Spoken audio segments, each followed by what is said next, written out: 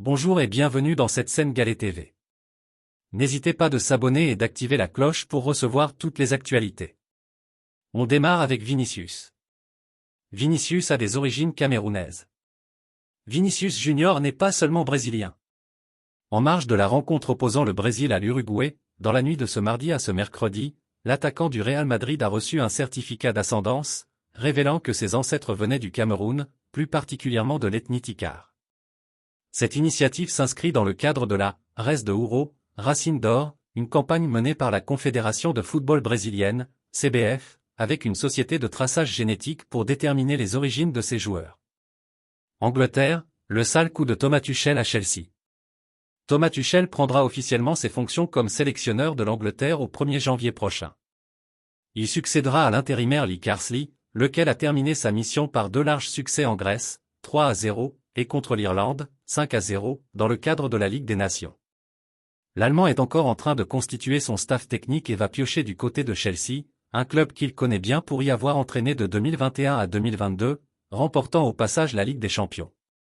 D'après The Times, Enrique Hilario, l'entraîneur des gardiens de Chelsea, va quitter son poste pour suivre Tuchel.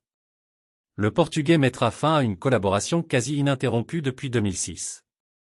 Il était arrivé sous le premier mandat de José Mourinho et a évolué jusqu'en 2014 comme 3e gardien la plupart du temps, avant de revenir en 2016 dans le staff. James Melbourne, analyste de performance à Chelsea, va également rejoindre les Trillions. Juan Mata devient copropriétaire du San Diego FC. Juan Mata vient de rejoindre le groupe de propriétaires du San Diego FC. L'ancien milieu offensif de Chelsea et Manchester United entame donc une nouvelle phase pour son après-carrière en investissant dans une franchise de MLS. Comme annoncé sur son compte X, l'Espagnol de 36 ans qui évolue du côté des Western Sydney Wanderers en Australie, devient donc le 2e joueur de football professionnel à devenir copropriétaire d'un club aux États-Unis. Le Barça s'active, le FC Nantes impliqué. Alors que le FC Barcelone tente de recruter Jonathan Tah à la sortie de son contrat en juin prochain, le FC Nantes pourrait être concerné par ricochet dans ce dossier. Explication. La filière des joueurs en fin de contrat est explorée à fond par le FC Barcelone. Pour s'éviter des transferts à plusieurs dizaines de millions d'euros, les Catalans ont identifié des opportunités de marché. Et dans quelques mois, les Blaugrana pourraient frapper fort avec des arrivées de joueurs libres comme Joshua Kimmich, Bayern Munich, Jonathan David, LOSC, Alphonso Davies, Bayern Munich, ou encore Jonathan Tah, Bayer Leverkusen. Et le dossier Jonathan Tah pourrait avoir des répercussions jusqu'en Ligue 1. Le FC Nantes pourrait en effet être directement impacté par le recrutement du FC Barcelone. Explication, le Bayer Leverkusen devrait perdre son défenseur axial, Jonathan Tah, qui refuse de prolonger et qui se rapproche très fortement du Barça. Pour le remplacer, Xavi Alonso a plusieurs cibles en tête. Parmi elles, il y a le Français du FC Nantes, Nathan Zézé. Attaqué l'été dernier par plusieurs clubs européens, le FC Nantes a refusé jusqu'à 20 millions d'euros pour Nathan Zézé. L'Inter Milan, West Ham et le Bayer Leverkusen étaient les clubs les plus chauds pour le jeune Canari. Le départ de Tah va réactiver le dossier Zézé. Gourmand, le FC Nantes espère récupérer 30 millions d'euros pour son crack défensif. Le cas Renato Sanchez continue de frustrer Benfica et le PSG. Parti en prêt du Paris Saint-Germain cet été pour rejoindre son club formateur Benfica, Renato Sanchez est loin de répondre aux attentes où les blessures continuent de l'handicaper. Renato Sanchez et les blessures, une histoire d'amour dont le milieu de terrain portugais aimerait bien mettre fin.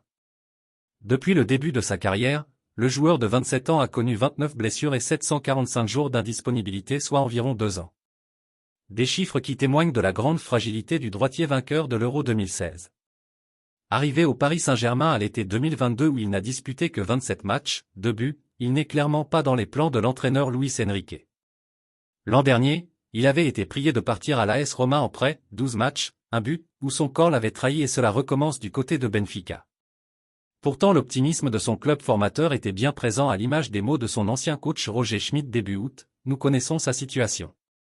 Mais s'il était toujours disponible et au plus haut niveau, peut-être que son retour ne serait pas possible. Nous faisons confiance au service médical, au préparateur physique et à la motivation de Renato. Je crois fermement qu'il deviendra un joueur très important pour nous. Renato Sanchez allait être blessé le lendemain de ses propos.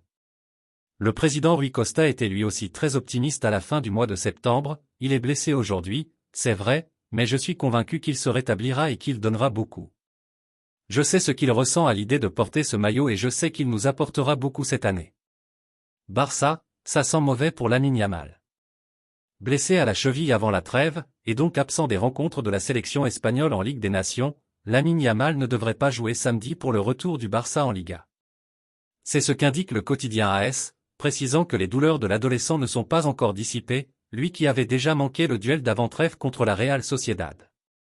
Sa présence face à Brest en Ligue des Champions, en milieu de semaine prochaine, est aussi remise en question.